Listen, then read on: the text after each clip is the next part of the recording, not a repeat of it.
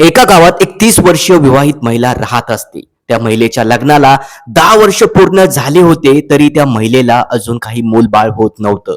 मग मूलबाळ होत नसल्यामुळे ती महिला आणि तिच्या कुटुंबातील माणसे हे दुःखी असायचे.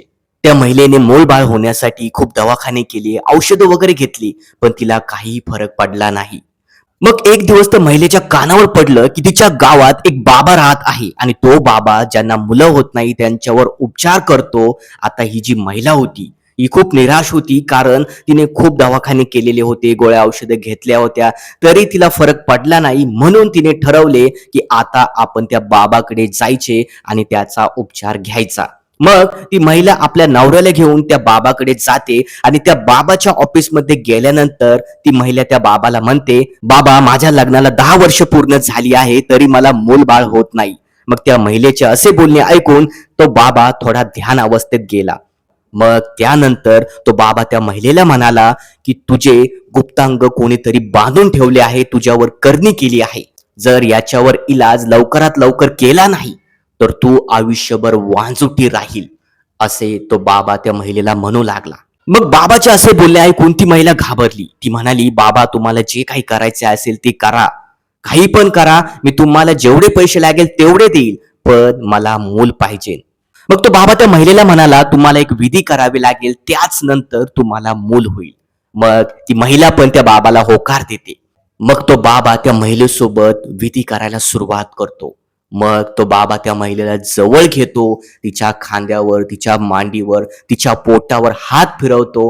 मग हे सर्व करून झाल्यानंतर तो बाबा त्या महिलेच्या गुप्तांगासोबत एक असं कृत्य घडून आणतो, जे कृत्य ऐकल्यावर मंडळींनो तुमच्या पायाखालची जमीन सरकेल.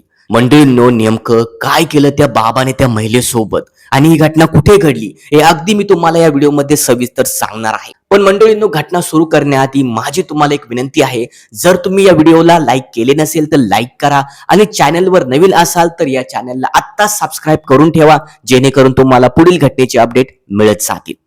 नमस्कार मंडळी, क्राईम एमएच मध्ये तुमचं स्वागत आहे. मंडळींनी, ही जी घटना घडली आहे ही आपल्या महाराष्ट्रामधील नाशिक जिल्ह्यामध्ये घडली आहे. नाशिकमध्ये एका ठिकाणी एका परिसरात एक 30 वर्ष विवाहित संध्या नावाची महिला आपल्या पतीसोबत आणि आपल्या सासू सासऱ्यांसोबत राहत होती. आता या संध्याच्या लग्नाला 10 वर्ष पूर्ण झाली होती, तरीही तिला काही मूलबाळ होत नव्हतं. मग मूल होण्यासाठी संध्याने खूप दवाखाने केले, गोळ्या औषधं खाल्ली, तरीही संध्याला काही फरक पडत नव्हता.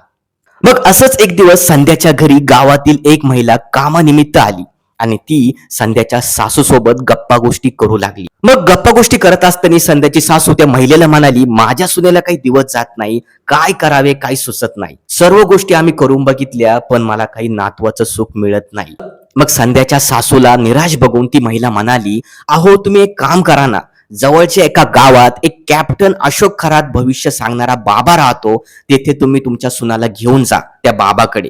तो बाबा तुमच्या सुनेचा नक्कीच इलाज करेल आणि तिला मूल होईल, कारण त्या बाबाकडे खूप लोक आपल्या इलाजासाठी येतात. तो बाबा खूप ज्ञानी आहे, ज्यांना मुलं होत नाही त्यांना मुलं होतात, ज्यांना नोकऱ्या लागत नाही त्यांना नोकऱ्या लागतात, ज्यांचे लग्न ठरत नाही त्यांचे लग्न होतात. बाबाकडे खूप लोक जातात, तुम्ही पण तेथे जा, तुम्हाला नक्कीच काहीतरी समाधान मिळेल. मग त्या महिलेचे असे बोलणे ऐकून ती संध्याची सासू खूप आनंदित झाली. मग आपल्या सुनेला दुसऱ्या दिवशी घेऊन ती त्या अशोक खरात बाबाकडे जाते. आता हा अशोक खरात बाबा काही साधा सुद्धा बाबा नव्हता, त्याच्याकडे खूप दूरवरून लोक येत होती. मोठमोठे श्रीमंत लोक, राजकारणी लोक बाबाच्या दर्शनाला यायचे. मग ती संध्या पण आपल्या सासू सोबत त्या बाबाकडे त्याच्या ऑफिसमध्ये गेली आणि ऑफिसमध्ये गेल्यानंतर संध्याची सासू त्या बाबाला म्हणू लागली, बाबा माझ्या सुनेच्या लग्नाला 10 वर्ष झाली आहे आणि अजूनही पाळणा हलत नाही, तिला बघून तुम्ही काहीतरी इलाज करा. त्या सासूचे असे बोलणे ऐकून तो बाबा थोडा ध्यान अवस्थेत गेला आणि नंतर त्या सुनेचा हात पकडून तो सासूला म्हणू लागला, तुमच्या सुनेचं गुप्तांग कोणीतरी बांधून ठेवलं आहे, तिच्यावर कोणीतरी करणी केली आहे, जर याच्यावर लवकरात लवकर इलाज केला नाही तर तुमची सून ही आयुष्यभर वांजुटी राहील, असे तो बाबा त्या संध्याच्या सासूला म्हणू लागला. त्या बाबाचे असे बोलणे ऐकून संध्याची सासू खूप घाबरली. संध्याची सासू त्या बाबाला म्हणाली, बाबा लवकरात लवकर तुम्ही इलाज करा, तुम्हाला जेवढे पैसे लागतील तेवढे मी पैसे तुम्हाला देऊन टाकेल. आता जी संध्या होती ती दिसायला खूप सुंदर होती, तिला बघून तो बाबा तिच्या मोहात पडला. मग तो खरात बाबा त्या संध्याच्या सासूला म्हणाला, तुम्हाला जर खरंच नातवाचे सुख पाहिजे नसेल तर फक्त 10 दिवस तुमची सून माझ्या ऑफिसमध्ये घेऊन या. मी एक तिच्यावर विधी करेल आणि 10 दिवसानंतर तिला दिवस जाईल.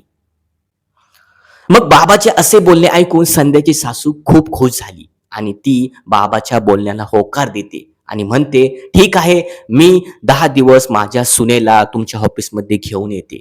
मग दुसऱ्या दिवशी संध्या आणि तिचा नवरा हे बाबाच्या ऑफिसमध्ये विधी करण्यासाठी येतात. मग बाबाच्या ऑफिसमध्ये आल्यानंतर बाबा संध्याच्या नवऱ्याला बाहेर बसण्यासाठी सांगतो आणि संध्याला ऑफिसमध्ये एकटीला बोलवतो. मग ऑफिसमध्ये फक्त संध्या आणि तो बाबा होता. मग त्या बाबाने संध्याला टेबलवर बसवलं, तिला जवळ घेतलं आणि तिला काही गोळ्या खायला दिल्या. मग संध्याने त्या गोळ्या खाल्ल्या आणि संध्याला तेथेच गुंगी आली. मग बाबा त्या संध्याच्या कानात बोलू लागला, मी तुझा कृष्ण आहे, तू माझी राधा आहे, तू मला समर्पित कर. तू जर मला समर्पित केले तर तुला मूल होईल, असा तो बाबा त्या संध्याच्या कानामध्ये म्हणू लागला. मग संध्या खूप गुंगीत असल्यामुळे तिला काही कळाले नाही की बाबा काय बोलत आहे. ती तशाच अवस्थेत त्या बाबासमोर होती. मग त्या बाबाने संध्याच्या नको त्या ठिकाणी हात लावायला सुरुवात केली. तिच्या मांडीवर, तिच्या खांद्यावर, तिच्या पोटावर तो बाबा हात फिरवायला लागला. आणि हे सगळं करून झाल्यानंतर बाबाने तिचे कपडे काढायला सुरुवात केली आणि तिच्यासोबत जबरदस्ती केली. आता ती संध्या बेशुद्ध अवस्थेत होती, तिला काही समजत नव्हतं. पण ती जेव्हा शुद्धीवर आली तेव्हा तिला कळाले की बाबा तिच्यासोबत नको ते कृत्य करत होता. मग त्या भोंदू बाबाने हे बघितलं की ती महिला शुद्धीवर आली आहे. मग त्या भोंदू बाबाने तिला धमकी दिली की आपल्याविषयी जर तू कोणाला सांगितलं तर तुझा नवरा मरून जाईल, तुला कधी मूलबाळ होणार नाही, तुझी गावात बदनामी होईल. असं त्या बाबाने त्या महिलेला काहीतरी तिच्या डोक्यात घालून दिलं. त्या बाबाने संध्यावर अत्याचार केला आहे हे संध्याला कळाली. मग संध्या जवळच्या नाशिकमधील पोलीस ठाण्यात गेली आणि त्या बाबाची तिथे तक्रार केली.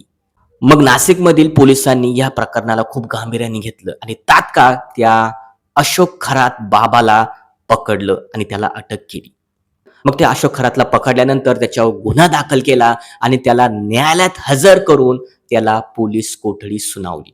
मग अशाच काही महिला ज्यांच्यावर अत्याचार त्या बाबाने केला होता त्या महिला पुढे आल्या आणि त्यांनी त्या बाबावर तक्रार केली.